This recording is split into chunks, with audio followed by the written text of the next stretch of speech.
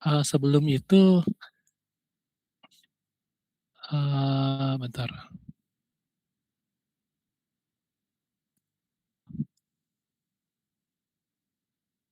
Apakah Anda bisa melihat share screen yang saya bagikan ini?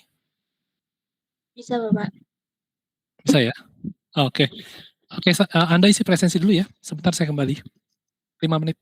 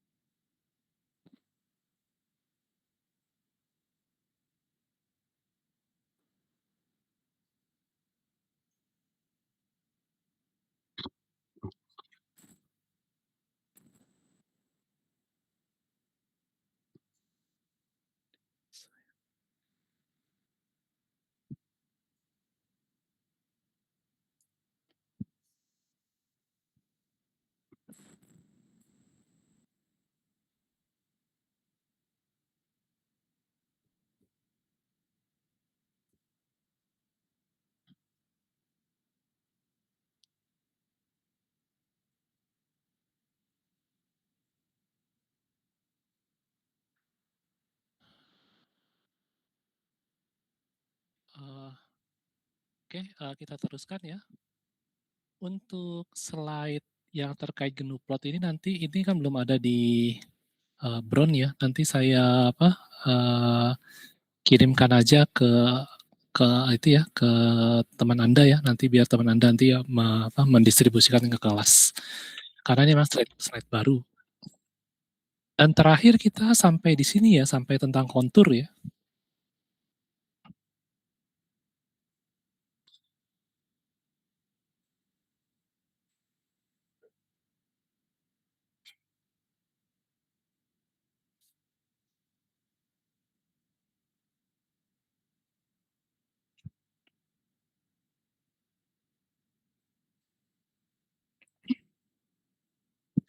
Oke, sebentar.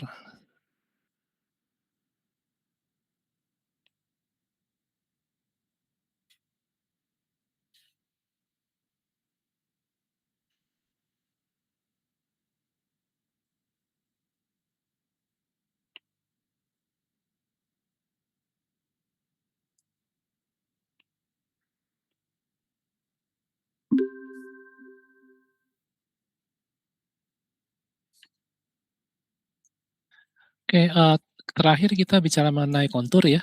Jadi kontur itu memberitahukan kita di daerah mana atau di domain ya istilah formalnya ya, di domain mana yang memberikan suatu nilai. Jadi kalau misalkan di grafik 2 dimensi ini di X sebelah mana sih yang memberikan nilai Y-nya itu 10 seperti yang ditunjukkan oleh bulatan warna merah ini.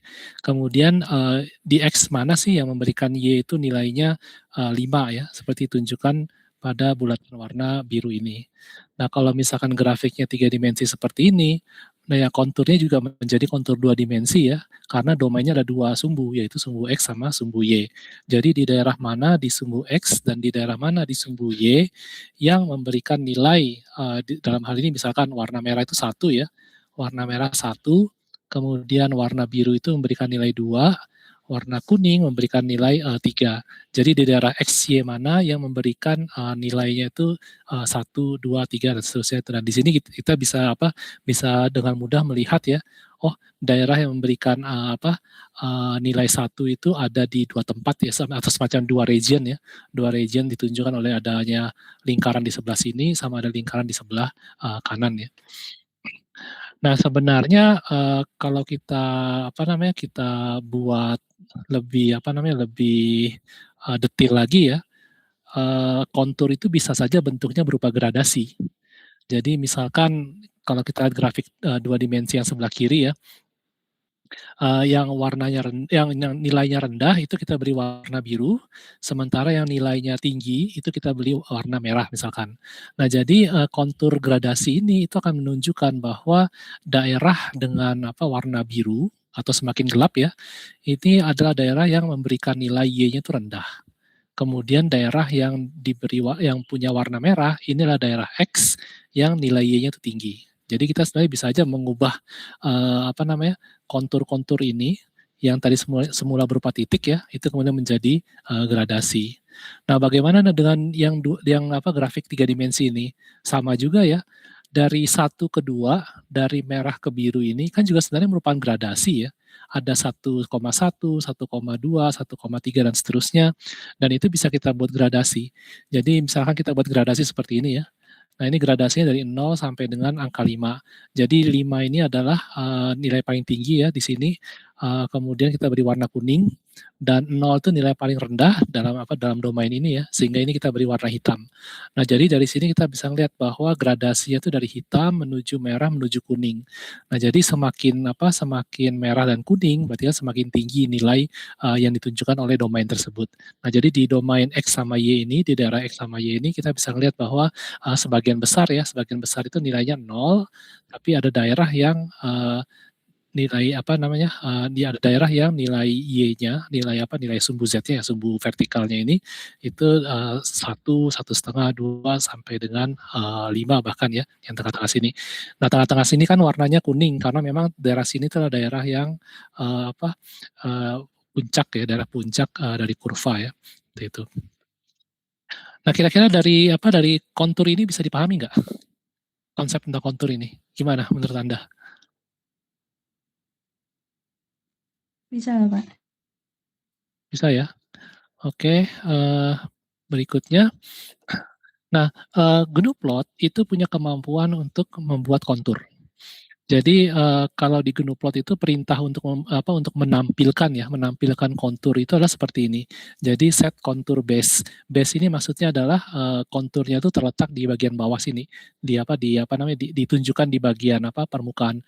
Selain base juga ada pilihan lain ya, tapi saya lihat kayaknya pilihan lain itu nggak terlalu bermanfaat kecuali kalau Anda mungkin ada grafik tertentu yang Anda butuhkan ya.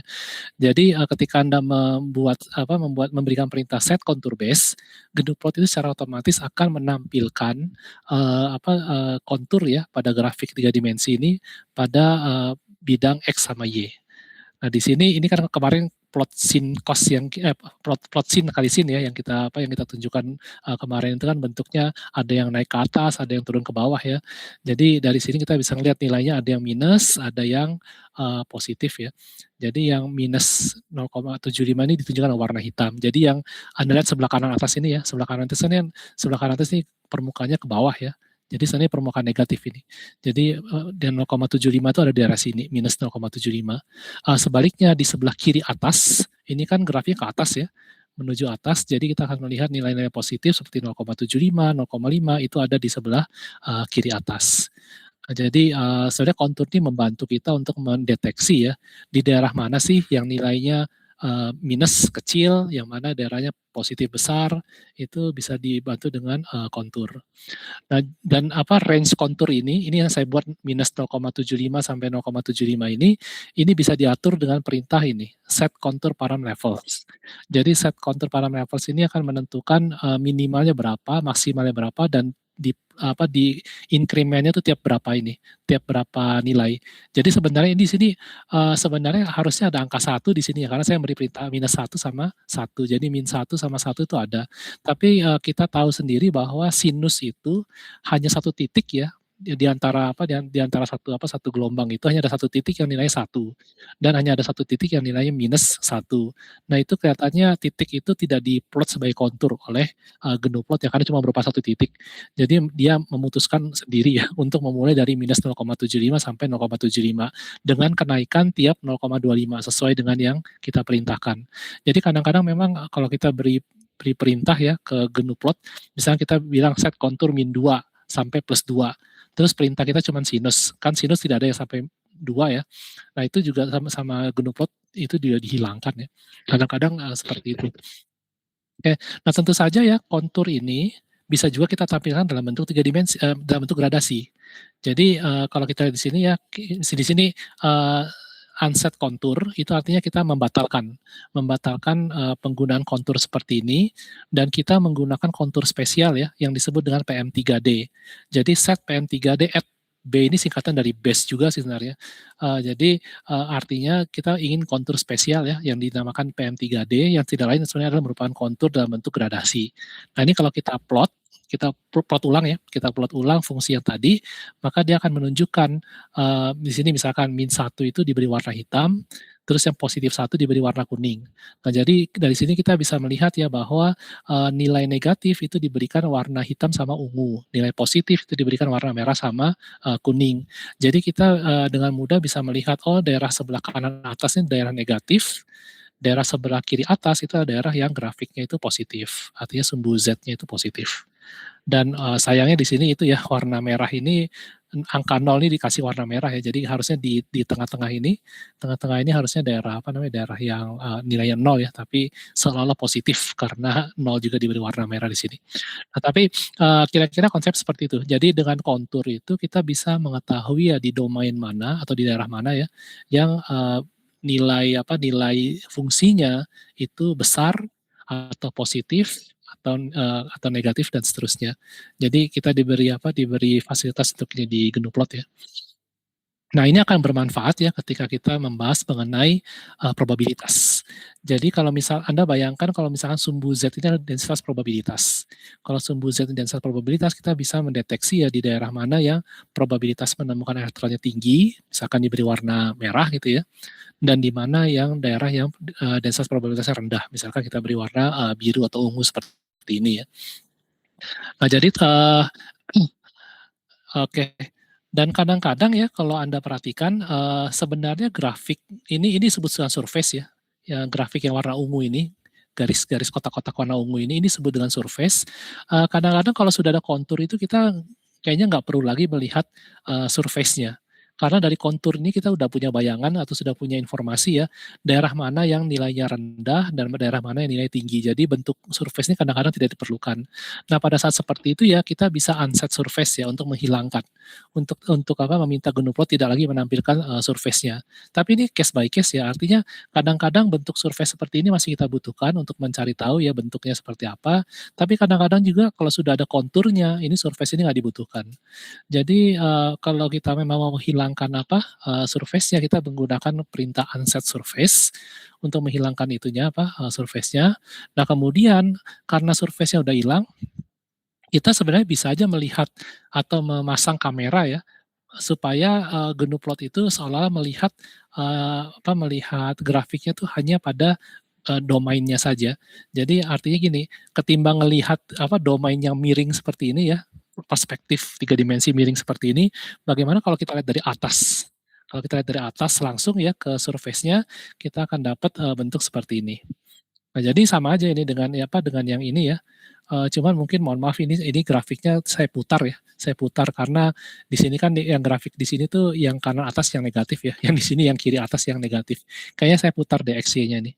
Jadi tapi intinya seperti itu. Intinya kalau misalkan sebelah kiri ini Y, sebelah kanan ini X, inilah daerah yang memberikan sumbu Z ya yang negatif. Inilah daerah yang memberikan sumbu Z itu bernilai positif. Dan semakin kuning semakin positif, semakin hitam semakin negatif. Nah, Anda mungkin bisa ngelihat kalau di sini penuh dengan kotak-kotak ya, jadi seolah resolusi rendah. Ini berkaitan dengan sampling. Jadi Anda tinggal menaikkan aja ya, menaikkan samplingnya. Misalkan di sini saya mengeset ya ISO samplesnya itu 500, kemudian saya suruh plot ulang, GNU plot. Nah, kita akan mendapatkan grafik yang lebih halus ya, grafik yang lebih halus, yang lebih profesional ya, untuk menunjukkan di daerah mana sih yang daerah yang nilainya itu positif tinggi dan mana yang daerah yang negatif rendah gitu ya. Oke, nah sekarang kita masuk ke persoalan utamanya, yaitu bagaimana memplot orbital yang merupakan fungsi yang sebenarnya tidak lain adalah fungsi gelombang ya. Bagaimana memplot orbital fungsi gelombang itu dengan menggunakan GNU plot.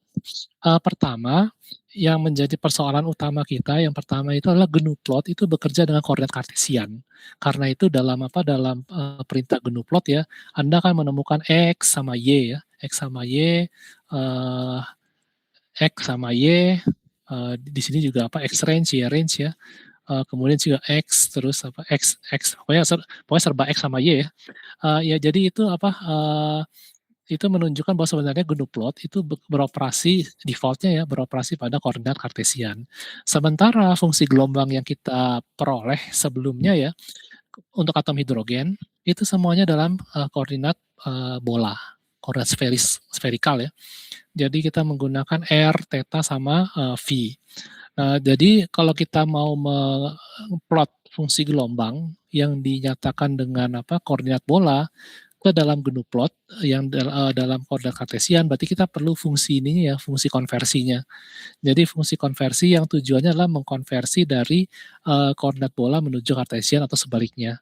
Nah, di sini ini adalah tiga persamaan fundamental yang menghubungkan antara koordinat kartesian dengan tiga variabel koordinat kartesian ya, X, Y, Z, dengan tiga variabel koordinat bola yaitu R, theta, sama V.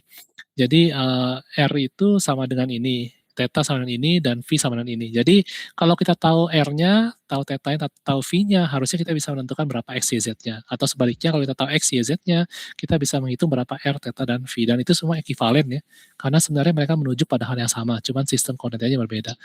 Nah ini yang kemudian kita ini ya, kita masukkan ke dalam GNU plot, supaya GNU plot tahu cara mengkonversi R, theta, sama V ya. Nah, jadi saya mendefinisikan di GNU plot itu ada fungsi yang namanya R, dia bisa menerima tiga variabel, yaitu X, Y, sama Z. Nah, kemudian R itu sendiri kan akar dari X kuadrat plus Y kuadrat plus Z kuadrat.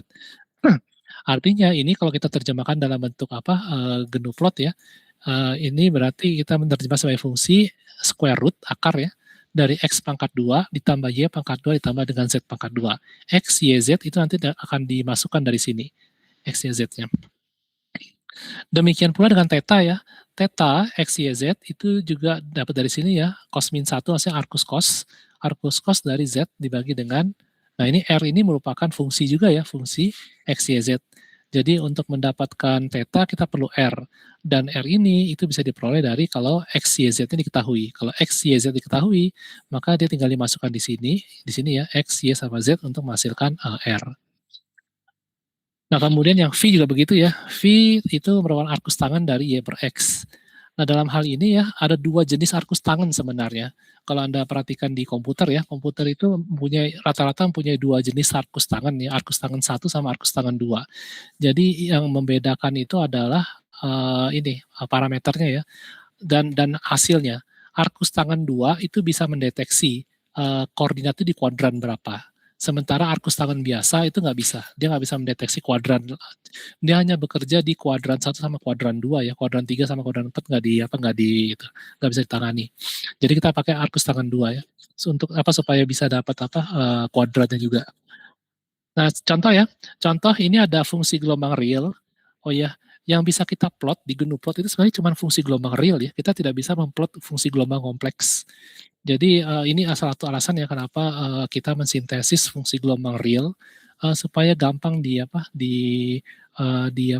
divisualisasi ya, kemudian dipelajari karakteristiknya dengan menggunakan geometri grafis ya, seperti yang tadi ditunjukkan dengan GNU plot. Nah ini contohnya. Contohnya adalah psi 2x fungsi gelombang atom hidrogen di N sama dengan 2, L sama dengan 1 ya, tapi bilangan magnetik kita nggak tahu berapa. Ini cuma 2px ini aja. Nah, fungsi gelombangnya itu adalah 1 dibagi dengan 4 akar 2, kemudian Z, untuk atom hidrogen Z-nya 1, kemudian dibagi dengan A itu konstanta 0,52 ya, approximately, pangkat 5/2 ya, eksponensial dari minus 1 kali R dibagi dengan 2 kali 0,52, kemudian R sin theta sama cos phi. Nah, jadi kita bisa mendefinisikan pertama ya, bahwa ada konstanta namanya A ini ya, itu 0,529 approximately ya. Karena ini grafiknya juga kita nggak perlu terlalu detail ya, karena A itu sebenarnya kalau mau detail itu 0,51 berapa gitu, atau 0,52 berapa itu ya.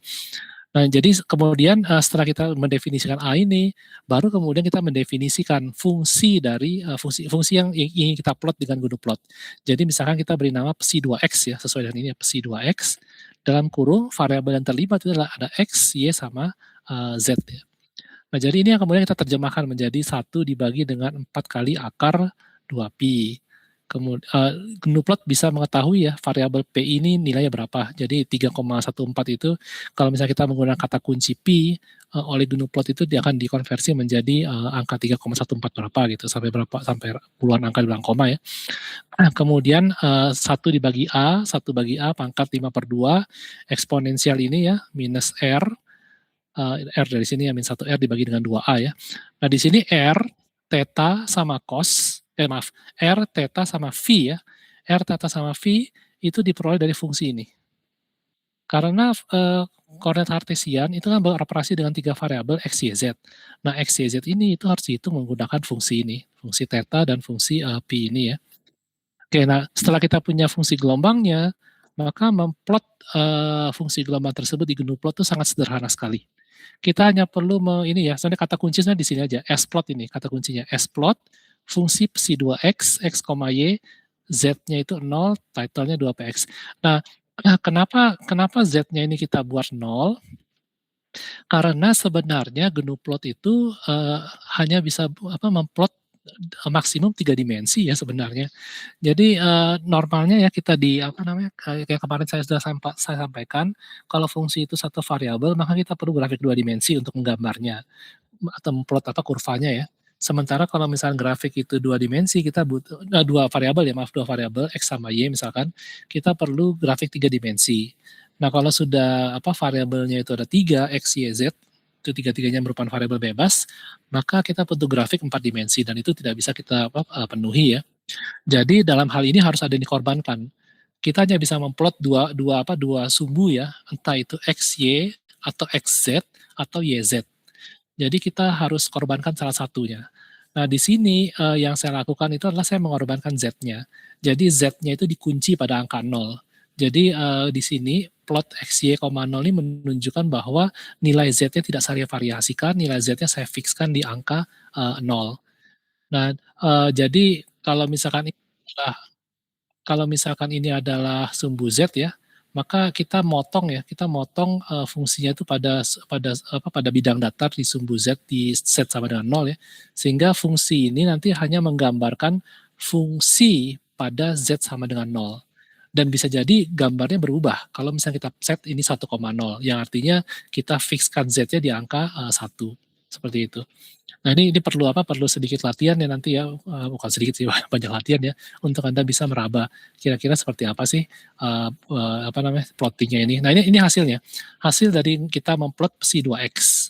Nah, yang Anda lihat di sini ya, psi2x itu surface-nya itu ada dua puncak ya, satu puncak positif, satu puncak negatif ya. Nah, sehingga kalau ini kemudian kita buat konturnya, maka kita bisa lihat ya di sebelah kanan x, kalau misalnya x ini adalah kiri dan kanan ya, maka kita bisa lihat di sebelah kanan, daerah sebelah kanan itu orbital 2s itu punya nilai positif di sebelah kanan dan dia punya nilai negatif di sebelah kiri ya. Dan ini kalau misalkan kita lihat dari atas ya, jadi surface-nya kita buang, terus kita lihat dari atas, maka kita akan mendapatkan bentuk orbital yang seperti ini. Jadi ada yang positif di sebelah kanan, ada yang daerah negatif di sebelah kiri ya. tentu saja sebagian besar adalah 0. Nah inilah fungsi gelombang ya, ada positif, ada negatif. Tapi bagaimanapun juga fungsi gelombang itu hanya fungsi matematika. Jadi kita nggak punya arti fisiknya ya. Jadi negatif itu maksudnya apa, positif itu maksudnya apa, itu kita nggak ada arti fisiknya.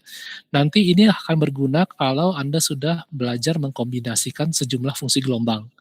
Jadi sejumlah fungsi gelombang itu kalau Anda kombinasikan, maka kita bisa menduga ya dampak dari interferensi yang dihasilkan. Jadi kalau positif ketemu negatif itu akan saling melemahkan, kalau positif ketemu dengan positif atau negatif ketemu negatif itu akan saling menguatkan ya. Jadi nanti kita akan bisa berargumen lebih elegan ya kalau kita bisa menjelaskan mana sih daerah fungsi gelombang yang positif, mana daerah yang negatif. Kenapa ini saling melemahkan, kenapa ini saling menguatkan. Itu ya. Nah kemudian ini adalah cara ya, jadi setelah Anda membuat grafik seperti ini, kemudian Anda juga perlu ya mengekspor grafik tersebut menjadi file yang kiranya nanti bagus kalau digunakan untuk presentasi ya. Nah dalam hal ini ini adalah perintah ini adalah perintah yang bisa Anda gunakan ya untuk menghasilkan grafik dengan ukuran 3000 piksel dikalikan dengan 2000 piksel. 3000 piksel, 2000 piksel ini melebihi itu ya resolusi komputer Anda ya, kecuali kalau Anda punya komputer 4K.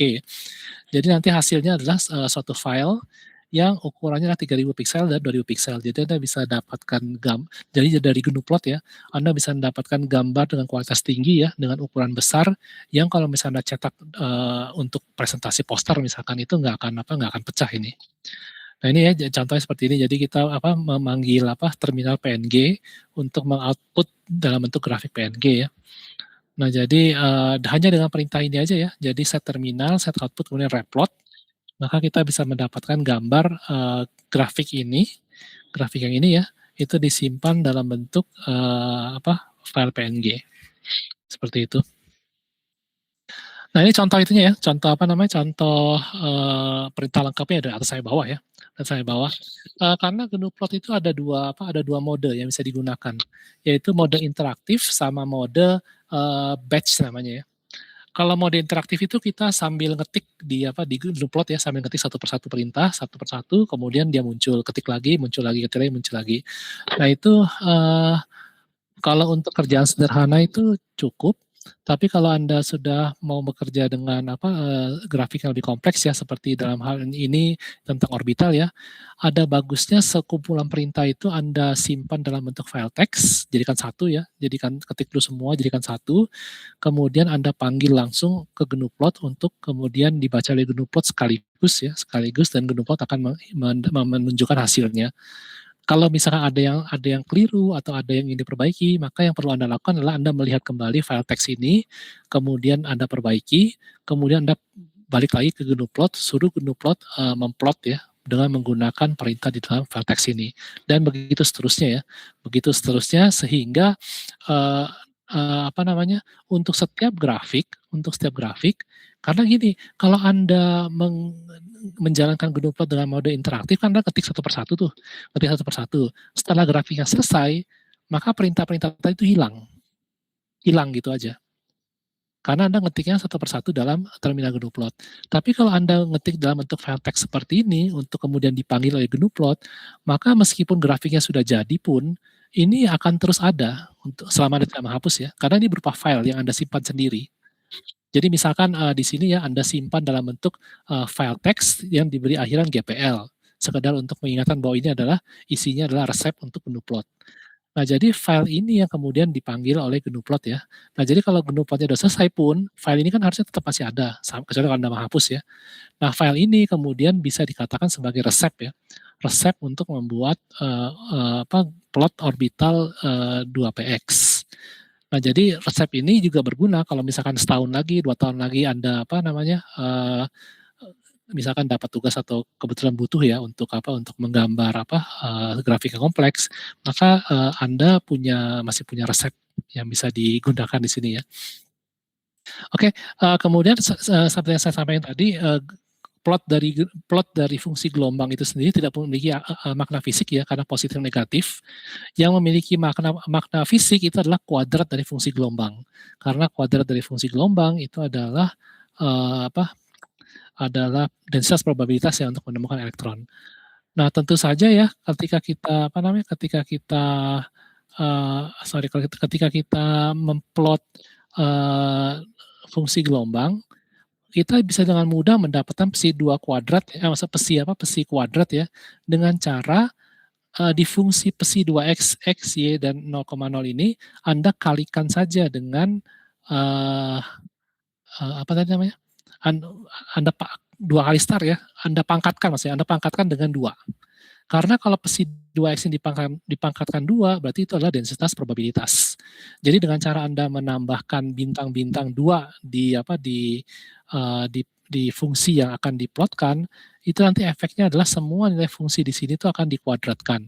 Nah, sehingga kalau ini adalah psi yang dikuadratkan itu tidak lain adalah densitas probabilitas, dan itu yang memiliki arti fisik. Oke, jadi Mas dan Mbak, tugas Anda itu adalah nanti Anda melihat tabel ini ya, melihat tabel fungsi real dari ini ya, sebelah kanan ini, sebelah kiri maaf, sebelah kiri Anda lihat fungsi real dari apa nih? Fungsi real dari atom hidrogen ya, atau elektron dalam atom hidrogen. Dan mungkin di internet Anda bisa dapat lebih daripada 3 DXY ya. Anda mungkin bisa dapat 4F, 5F, 6F ya. Mungkin lebih sophisticated. Nah, tugas Anda itu adalah Anda membuat plot ya, dari salah satu fungsi gelombang ini ya. Jadi di Bron itu ada assignment tugas, tapi belum saya set ya. Nanti Anda bisa baca detailnya di situ, termasuk rubrik penilaiannya ya. Jadi grafik seperti apa yang dinilai bagus, itu Anda bisa cek di Bron nantinya. Oke, saya pikir hari ini saja materinya. Mungkin ada yang mau ditanyakan sebelum saya akhiri?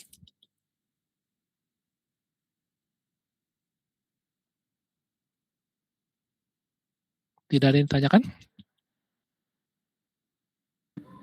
Belum ada, Pak. Oke, nggak apa. Jadi biasanya pertanyaan baru muncul setelah Anda mulai mengerjakan ini. Jadi setelah Anda mengerjakan ini ya, Anda nanti mungkin akan terbentur ya dengan kesulitan-kesulitan ya pastinya. Anda harus luar biasa jenius untuk bisa ngeplotin dalam satu kali jalan ya. Jadi nah tapi nggak apa, dengan benturan-benturan yang Anda hadapi nanti itu Anda bisa memulai diskusi ya dengan teman Anda, dan kalau misalkan stuck Anda bisa konsultasi ke saya. Untuk tugas di Bronnya nanti saya buka dulu ya.